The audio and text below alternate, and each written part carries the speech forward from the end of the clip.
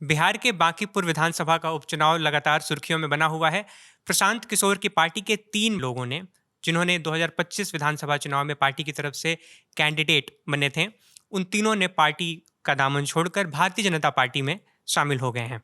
ये 3 कौन-कौन लोग हैं? इसमें सबसे बड़ा नाम तो केसी सिन्हा का है, जिनसे बिहार का हर स्टूडेंट शायद वाकिफ़ है उनकी किताबों की वजह से। दूसरा बिट्टू सिंह और तीसरा गोपाल सिंह। कौन हैं ये लोग और क्या ये प्रशांत किशोर के लिए बड़ा झटका है, या इसे दूसरी तरीके से पढ़ना चाहिए कि भारतीय जनता पार्टी जो है वो परेशान से दिख रही है कि वो पीके के लोगों को अपने पास ला रही है? हमारे साथ बातचीत करने के लिए हमारे political editor Pankaj Jha sir हैं। सर, कौन लोग हैं ये, पहले तो बताइए हमें। लोग बहुत बड़े नहीं हैं। ठीक।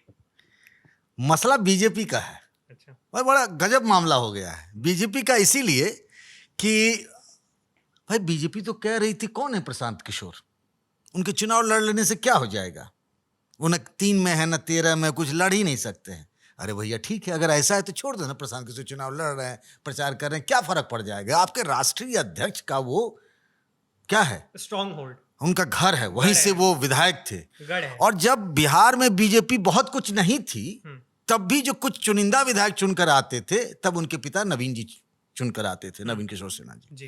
ये बात 1995 की है। तो आपका इतना बड़ा गढ़ है और आप वहां 40-40 हजार वोट से, 45 हजार वोट से जीतते हैं, तो क्या करना है प्रशांत किशोर? कौन है जी जन स्वराज पार्टी? उसका तो सारे उम्मीदवारों की जमानत जब्त हो गई थी। भाई हो क्या रहा है?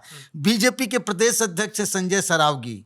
हाँ, बीजेपी कार्यकर्ता मिलन समारोह, उसमें जिनके कैंडिडेट का नाम हम जानते भी नहीं थे। भाई केसी सिन्हा तो प्रोफेसर साहब हैं, शिक्षाविद हैं, भाई पटना साइंस कॉलेज के प्रिंसिपल रहे, नालंदा ओपन यूनिवर्सिटी के वीसी रहे, उनकी किताबें पढ़ पढ़ के कई पीढ़ियां ऊपर चली गई, ठीक है, बढ़ गई मतलब। और उनको प्रशांत किशोर भी अपना गुरु मानते हैं, तो वो चले जाते, चलिए कोई बात नहीं है। लेकिन बात बाकी जो दीघा से बिट्टू सिंह है, आप नाम सुने थे? नहीं, हम भी नहीं सुने थे, पहली बार सुने आज।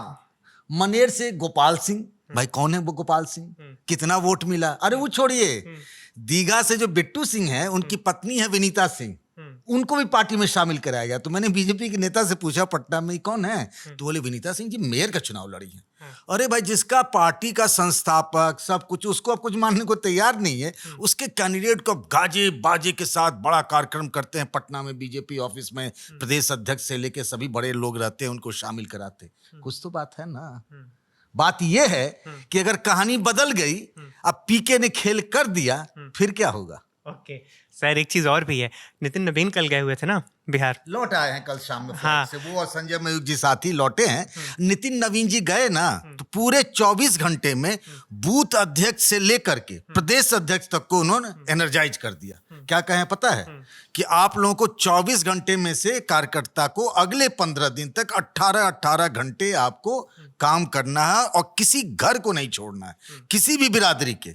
आप मुस्लिम समाज में भी जाइए, आप यादव समाज में भी जाइए, ये नितिन नवीन जी सबको कह के गए, मेरी इज्जत दांव पर है। हाँ, उन्होंने ये बात कही नहीं, लेकिन उनकी एक बात बड़ी इंटरेस्टिंग थी। उन्होंने कहा ना कि बूथ जो लेवल है ना, उससे तय होता है मंडल, और मंडल से तय होता है प्रदेश अध्यक्ष, और प्रदेश से तय होता है राष्ट्रीय अध्यक्ष। और बूथ लेवल को लड़ाया है, मतलब कह वही रहे थे, बस लाइन इस्तेमाल नहीं किया। सर, एक बात और बता दीजिए, बाहरी बनाम बांकीपुर भी किया जा रहा है क्या? क्योंकि देखा मैंने कि नितिन नवीन ने बार बार ये एक बात कही कि बांकीपुर के लाल को, बांकीपुर के गली गली घूमने वाले को आपको जिताना है। ये नहीं कह रहे थे कि किसको हराना है, लेकिन कह रहे थे बांकीपुर के लाल को हराना है।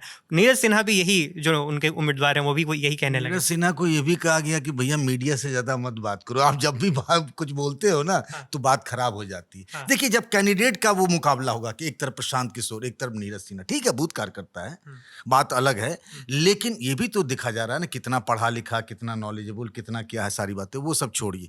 मामला बहुत इंटरेस्टिंग ये हो गया है कि याद करिए, हैदराबाद में मेयर का एक बार चुनाव हुआ था, तो बीजेपी के राष्ट्रीय अध्यक्ष हुआ करते थे जेपी नड्डा, मेयर के चुनाव के प्रचार के लिए जेपी नड्डा चले गए। वैसे ही बांकीपुर के बाईपोल के लिए मनोज तिवारी को भी लगाया जाएगा, पवन सिंह भी गाना गाएंगे। अभी तो 15 दिन बाकी है ना, अभी देखते रहे क्या क्या होता है। बीजेपी कोई जतन नहीं छोड़ेगी, रिक्शा पर, ठेला पे, टमटम पे, ऑटो पे, सब पर प्रचार करेगी।